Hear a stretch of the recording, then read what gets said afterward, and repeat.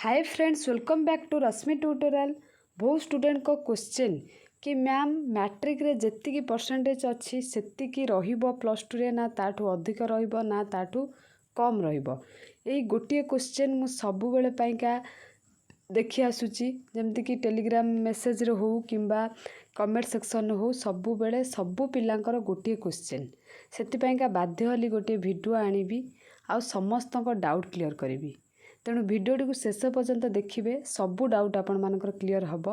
आ जदि आम चैनल आपण माने नुआ थिबे ताहले सब्सक्राइब करी पाखरे थिबा बेल आइकन टी को प्रेस करिदेबे एंड ऑल नोटिफिकेशन क्लिक करिदेबे, जद्वारा आपण माने ए टाइप रो इम्पोर्टेंट न्यूज रो वीडियो जेतेबेले मु अपलोड करी तार नोटिफिकेशन सर्वप्रथम पाई परिबे। तो सबु बेले कौन हुए कि आगरू टेन्थ रे जो पिला 80% रखी थाए तार प्लस टू रे डेफिनेटली कमी जाए। 50 हुए, 60 हुए, नहले 70 हुए, जहाँ हेले कमे कमिबार तो चांस बहुत पक्का। बहुत रेयर पिला 10th मार्क अनुसार प्लस टू मार्क सहित पाखापाखि रखापी बहुत रेयर पिला, किंतु बहुत पिलांकर प्लस टू रे कमी जाए। किंतु आपण मानक पाइका बहुत गोटे खुशी खबर एथर कौन हम, गत वर्ष अपेक्षा एथर पास हार 90% अधिक रहिबो। आर वर्ष जेते थिला एथर 90% आपण मानकर अधिक मार्क रहिबो। टेंशन आदौ भी नियंतु नाही, कहीं पास हार एथर बढ़िबो। ता सहित first division, second division, third division एगुड़ा सब भी बढ़िबो। फेल रो बहुत रेयर, बहुत कम पिला फेल हेबे। ता सहित एक्स रेगुलर पिलांकर भी अधिक रहिबो गत वर्ष अपेक्षा। खाली रेगुलर पिलांक कथा मु कहू नाही, विथ एक्स रेगुलर पिला तांकर भी रिजल्ट बहुत भल हम। कहीं आर वर्ष तुलन में जहाँ भी थिला ए वर्ष तुलन में बहुत भल हम, बिकज विकल्प मूल्यांकन रे आपण मानकर रिजल्ट बाहरुची।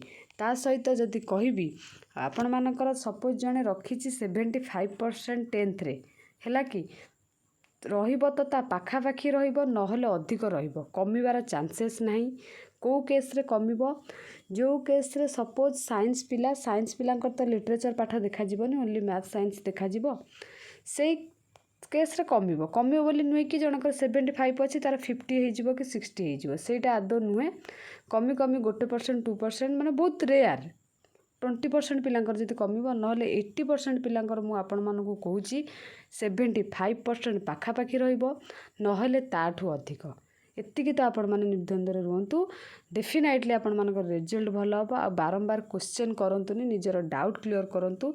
मैट्रिक रिजल्ट रो पाखापाखि रहिबो, नहले ताठू अधिक रहिबो। से रेगुलर पिला हुअंतु, एक्स रेगुलर पिलांकर तो आर वर्षर माने CHSE एग्जाम माने प्लस टू एग्जाम को लेकिन दिज्व, हेले भी आपण मानकर पास करिजिवे। टेंशन भी आदौ नियंतु नाही। एटा थिला आजिर वीडियो, बिकज सबु पिलांकर गोटिए कथा एटा डाउट थिला। आशा करछि आपण मानकर डाउट क्लियर हेतिबो। जदि क्लियर हेतिबो डेफिनेटली मते कमेंट सेक्शन में कमेंट करिवे। धन्यवाद।